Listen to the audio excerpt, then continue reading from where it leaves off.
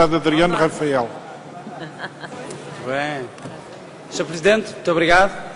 Srs. deputados, o contrato solidário defendido pelo PSD e apresentado ontem nesta Câmara enquadra as relações de entreajuda social, rompe com as práticas seguidas pelo Governo e dignifica e credibiliza uma relação de necessidade que se quer transitória e que decorra com dignidade e respeito mútuo. Este contrato solidário é o momento constitutivo de uma relação entre iguais, por força da qual uma parte que precisa de ajuda e outra que pode ajudar assumem compromissos mútuos, daí resultando direitos e obrigações recíprocas. A iniciativa hoje em análise fica aquém da medida inovadora do PSD. Incide sobre o regime atual, propõe a introdução de alterações que, apesar de não representarem uma ruptura com o sistema vigente, procuram melhorá-lo. Mas, essencialmente, alerta os portugueses para o mau trabalho que o Governo tem desenvolvido nos domínios da solidariedade social e para o risco do colapso em que o modelo atual se encontra. Sr. Presidente, Srs. deputados, o combate ao desemprego por parte do Governo faz lembrar, para a infelicidade dos portugueses, a guerra de Raul Solnado.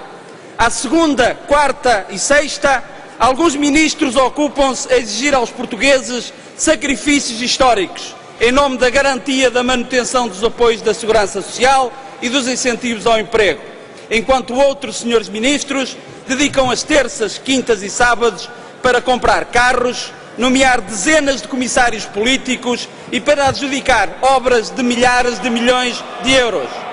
Ao domingo, reúnem-se para apurar quem exigiu o maior sacrifício da semana ou quem fez a compra mais cara.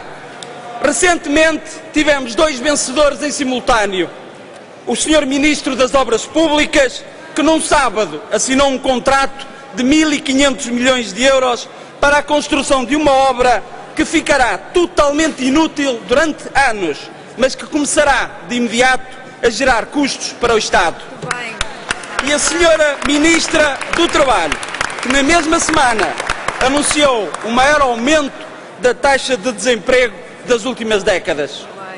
A semana termina para os Srs. Ministros, como não podia deixar de ser, com a leitura de um comunicado a culpar de todos os males do país os malandros dos especuladores internacionais e a apelar aos portugueses que continuem a acreditar no Primeiro-Ministro. E o que diz o Sr. Primeiro-Ministro aos portugueses? Que o mundo mudou nos últimos 15 dias e daí não ter mentido. Apenas teve de adequar o discurso à nova realidade mundial, que argumenta o Sr. Primeiro-Ministro era totalmente imprevisível há 2 semanas atrás. Quanto ao novo discurso, diz o Sr. Primeiro-Ministro, é válido para ano e meio, a menos claro que o mundo mude na próxima semana. Senhores deputados, Sr. Presidente, Portugal empobrece de dia para dia. O Governo, na sua gestão errática, vai se especializando na gestão da pobreza. Todo cidadão que tenha o infortúnio de cair no desemprego ou de qualquer causa ficar numa situação de pobreza é imediatamente enquadrado num sistema burocrático que visa criar-lhe condições para que possa sobreviver no seu novo estado de necessidade, sem qualquer futuro à vista que não seja a perpetuação da sua nova situação de desempregado ou pobre. O Governo celebrou um verdadeiro pacto com a pobreza e não se poupa a esforços para a eternizar. Ao novo pobre ou desempregado, o Governo apela que se resigne, que aceite o seu novo estatuto socioeconómico e se prepare para sobreviver com o apoio do Governo. Se não tens dinheiro para comprar um computador para o teu filho, diz o Governo, não te esforces, eu ofereço-lhe. Se o teu filho decidir abandonar os estudos, não te preocupes, eu dar-lhe-ei uma oportunidade para tirar um diploma.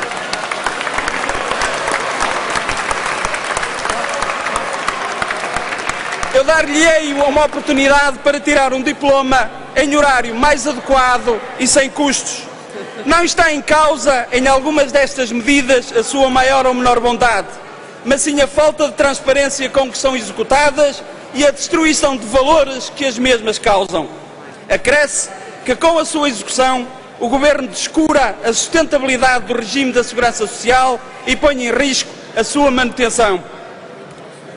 Este pacto com a pobreza está a conduzir o país para o declínio económico, social e ético. As estatísticas do desemprego do primeiro trimestre de 2010 são a prova evidente do empenho do Governo no cumprimento deste pacto com a pobreza. O número de desempregados atingiu valores históricos, ultrapassando os 700 mil desempregados. O desemprego de longa duração cresceu 42%. O número de inativos desencorajados na procura de trabalho cresceu mais de 39%. Senhor Presidente, senhores deputados, o PSD está determinado a lutar contra este fado governamental, contra este destino de pobreza.